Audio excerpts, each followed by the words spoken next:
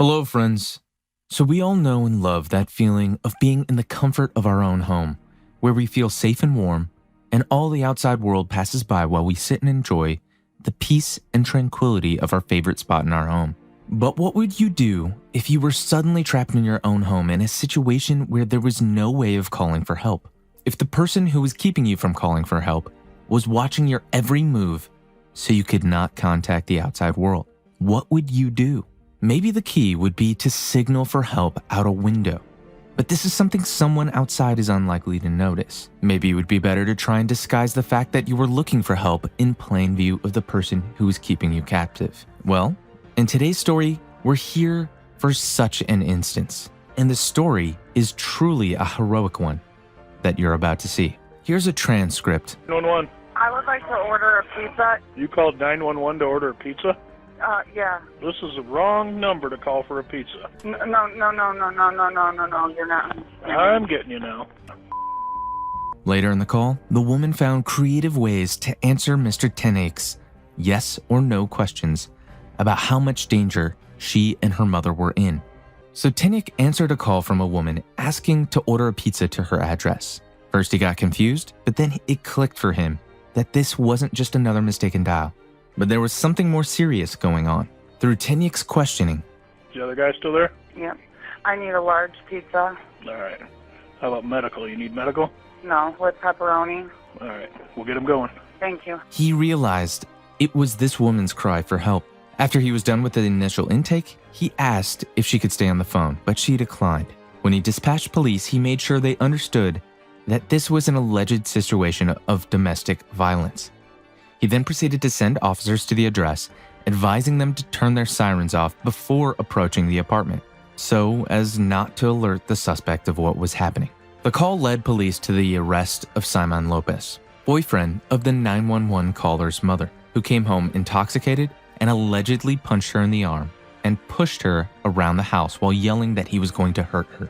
Oregon police charged 56-year-old Simon Lopez with a misdemeanor domestic violence charge, and he remained in Lucas County Jail on a $50,000 bond.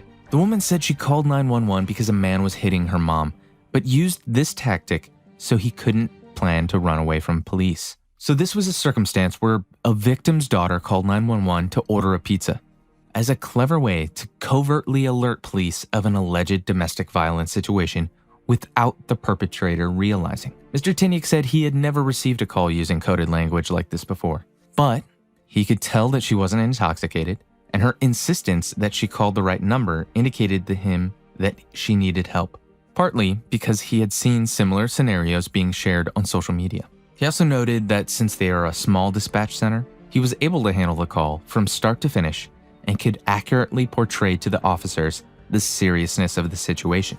Oregon Police Chief Michael Navarre said in his 42 years of service, he's never heard anyone use a pizza order as code to indicate domestic violence. But coming up with code in this sort of situation was the right thing to do. This tactic for subtly calling the emergency services has been internet lore for years, but this is a rare confirmed case of it being effective. Now the question comes to mind, where does the pizza idea come from?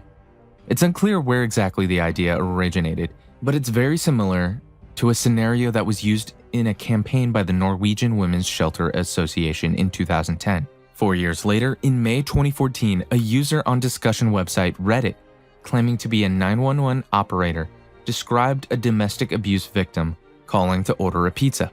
They wrote that the call started out pretty dumb, but it was actually pretty serious, before describing a conversation similar to the one that Mr. Tenake had. Calling 911 and pretending you would like to order a pizza as a signal for distress is a strategy that support groups for victims of domestic violence have passed on to their members. Seems to have been popularized by experts No More.